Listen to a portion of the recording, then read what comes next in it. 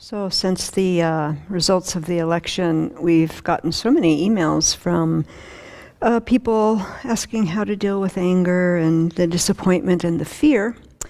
And, right after the day after the election, Venerable gave some BBCs. I think she gave about 5 of them, actually. And then since then, the community also has been addressing how to work with our minds and try to keep the mind balanced after this election.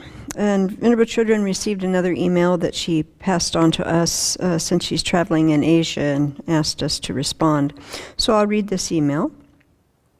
Dear Venerable Children, I've listened to your YouTube broadcasts every evening for almost 2 years. I have learned so much from your wise guidance. Buddhism is new for me, and I'm soaking it up like a sponge. Recently, I've retired from a very stressful job. I thought no higher stress could come into my life until this last election. There is so much rage and anger in our country at this time. My job was easy next to this. The man that has been elected is worrisome, but the people that elected him are so scary. I fear their hate and anger. I'm in my early 60s and have experienced all of the things that Trump has espoused. But the hatred is spreading at such a rapid rate, I don't know what to do. How can we help those people that have so much rage in their hearts? Families are experiencing a division because of their difference of opinions. Friends aren't speaking unless to criticize or demonize for voting with their heart. People are labeling each other with unfair and untrue labels. Our citizens haven't asked each other in a peaceful way how we can help each other. I have had high school friends contact me to see how I feel about the election. I don't know how to answer them. I haven't thought about those people in years. It's all mystifying to me. I know you have been on retreat, but when you can, would you do a BBC teaching on how to help all of these people that have such rage in their heart? As you said recently, to look at ourselves and see what flaws we have. I have been doing that daily, and it has really helped me understand myself more. Thank you so much for your insight and dedication to all of us. You are surely treasured in our hearts.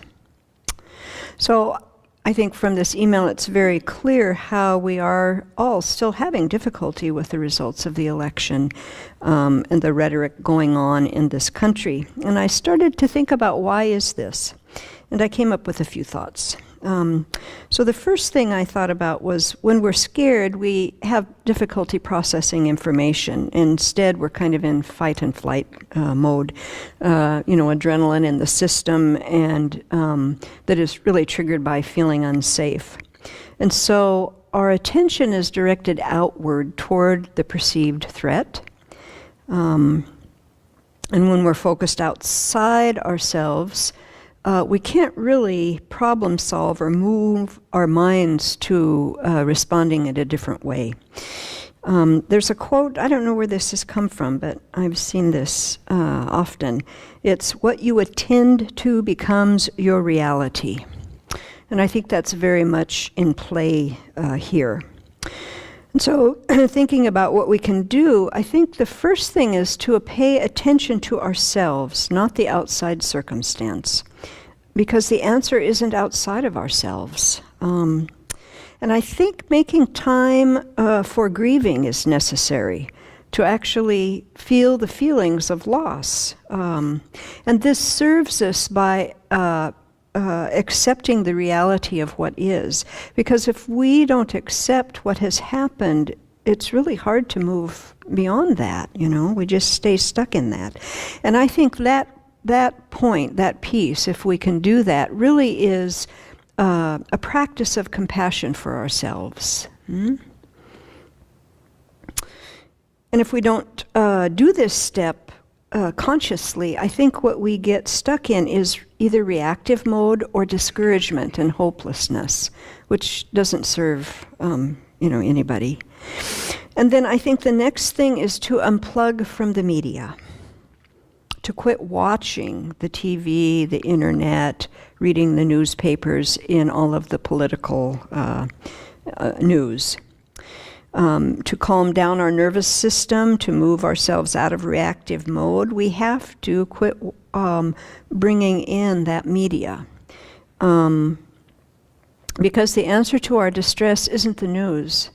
You know, what's the purpose of the news? How it's communicated nowadays is to get us whipped up, to take into consideration the advertisements, to distract ourselves from the horrible news with buying things and, you know, going shopping, that kind of thing. That, you know, that's its purpose in many ways now. So it isn't going to give us the result that we're looking for if we plug into it, you know, to this degree. I can notice myself, you know, watching the news and seeing if I can find some answer, you know, like what happened, why? There is no answer out there. The answer is here, right in here. So, you know, what's the result of watching or reading the news? It is to get more distressed. That's what it does. That's not helpful. We already know how to do that. So what can we do? Well, we can start meditating, because that brings us internally, doesn't it? Brings us inward, brings us inside to our heart. And what would we meditate on? Well, how about loving kindness? Maybe first for ourselves, then for others. Or a precious human life would work.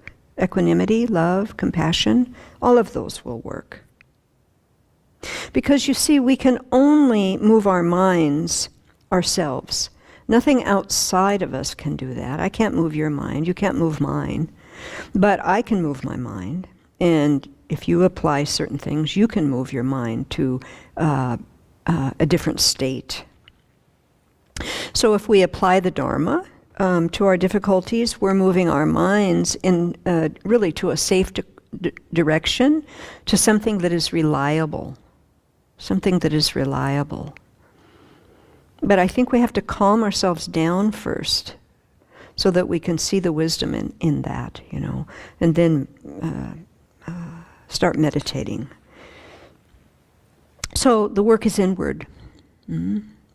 And we can't really help others by trying to change them, you know, that never works, even though that's our conditioning, and that's what, you know, continually we hear that, you know, but we can't do that. We cannot change another person's mind. However, if we respond to others with compassion and love, equanimity, that will affect others very powerfully, I believe. Mm-hmm. So if a family member has a different view of the politicians or whatever than you do, a different view of it all, then how do you relate to them? Well, you can get curious. You know, you can get curious. Ask them about what their hopes are with this change. Connect with them. You know, they're not the enemy. They're just trying to find happiness and not have suffering, just like I am, just like you are. Connect with them. And don't participate in an us-them conversation. But how do you not participate? You say that you're not going to participate in that, but you do it with kindness. So how you come forward with that is with an act of kindness and compassion. And of course, you know, we still participate in our country. We still write or call our elected officials and let them know what's important to us. You know, that's probably more important now than it has been in, you know, recent memory. But that's what we do. But how do we do it? We do it with kindness. So, you know, I'll call my representatives in this area that have supported one candidate, and I talk to them with kindness. I tell them about what's important to me with kindness. They'll hear that. If I rant and rave to them, they're going to put me in a box, you know, not listen to any of it. That's not going to be helpful. So we really have a lot of opportunity here to work on our compassion for ourselves and for others. These are the conditions. So this is how we can work on that. So what we attend to becomes our reality. So what are we going to attend to? Equanimity, love, compassion, connection. And no matter what another person is saying, This is what we are attending to. And this is our work. This is our opportunity.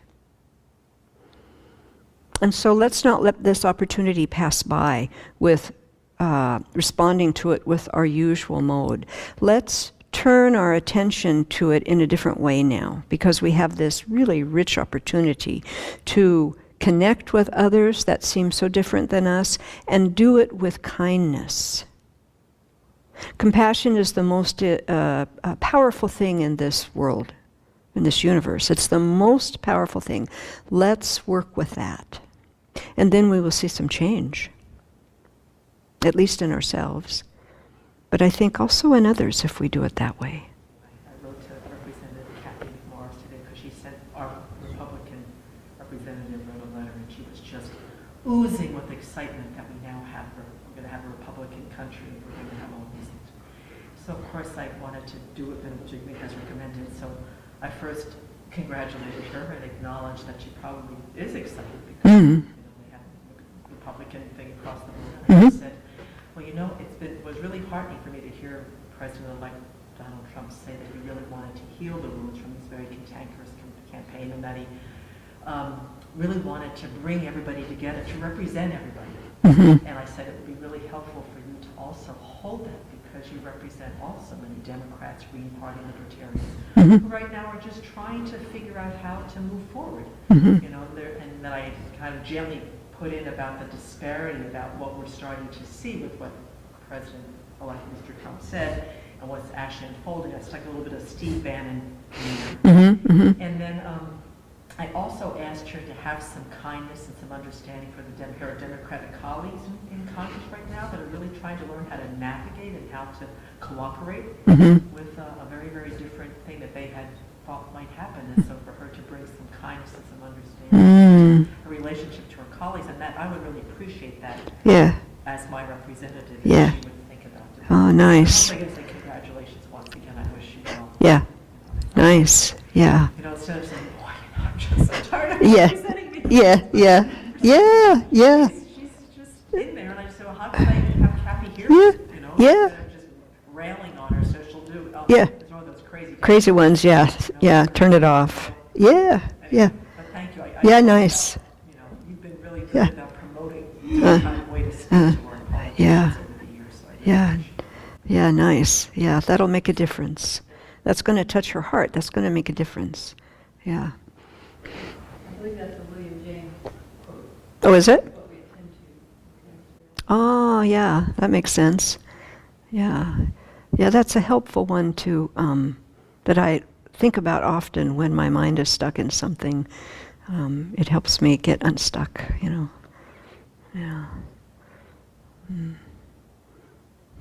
Yeah. Good.